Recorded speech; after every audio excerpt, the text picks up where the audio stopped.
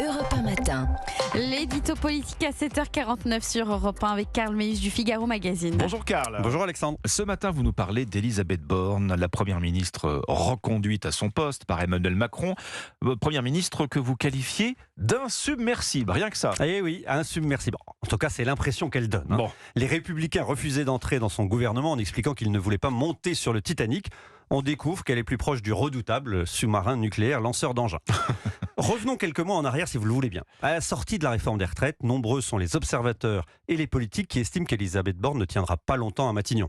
Emmanuel Macron lui a confié une mission que tout le monde sait impossible, élargir sa majorité relative. Au point que les prétendants s'activent et font campagne. Ils vont juste commettre une faute classique en politique qui pardonne rarement. Quelle faute ont bien pu commettre ceux qui souhaitaient remplacer Elisabeth Borne à Matignon? Ils l'ont sous-estimée. Ils ont considéré que ce n'était qu'une technicienne et pas une politique. Elisabeth Borne, combien de divisions pouvait-il se demander en voyant la faiblesse de ses soutiens par rapport à leur force de frappe?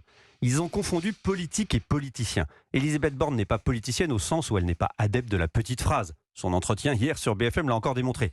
Elle ne va pas chercher à s'entourer de fidèles qui porteraient sa parole dans les médias. Elle n'est pas à peine arrivée rue de Varennes à la recherche de la meilleure façon d'arriver à l'Élysée.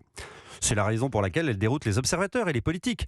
Eux rêvent d'un locataire à Matignon aux grandes ambitions. Ils sont nostalgiques de l'époque Mitterrand-Rocard, Chirac-Villepin, Sarkozy-Fillon, Hollande-Valls.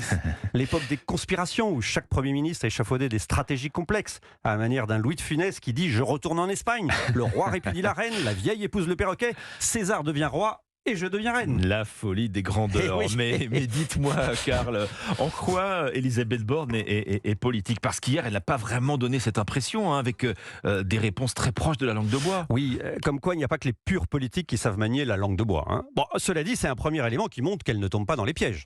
Alors bien sûr, c'est pas très fun, ça manque de dynamisme. On se lasse un peu quand elle répète pour la troisième fois qu'elle est au travail, plutôt que de répondre à la question posée.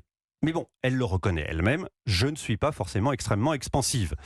Reste qu'elle a réussi à se maintenir alors que Gérald Darmanin, son ministre de l'Intérieur, avait mobilisé ses troupes et faisait campagne pour Matignon. Reste qu'elle a fait passer 49 textes de loi en un an alors qu'elle n'a qu'une majorité relative.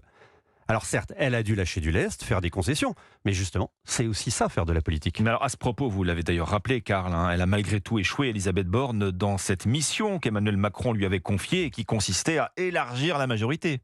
Alors, je vais vous faire une confidence. Emmanuel Macron lui-même n'y a jamais cru. La scène de l'accord de gouvernement avec les Républicains a d'ailleurs déjà été jouée voici un an. Elle a abouti au même résultat.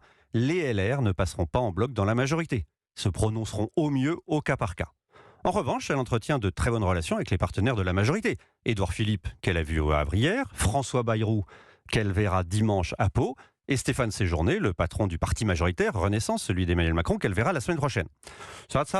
Cela ne sera pas de trop pour affronter les défis de la rentrée et les deux textes sensibles qui attendent Elisabeth Borne et sur lesquels les observateurs pronostiquent la fin de son bail à Matignon, le budget et l'immigration. Merci Karl Meus du Figaro Magazine, l'édito politique à chaque matin à 7h50 sur Europe 1. À demain, Karl. À demain.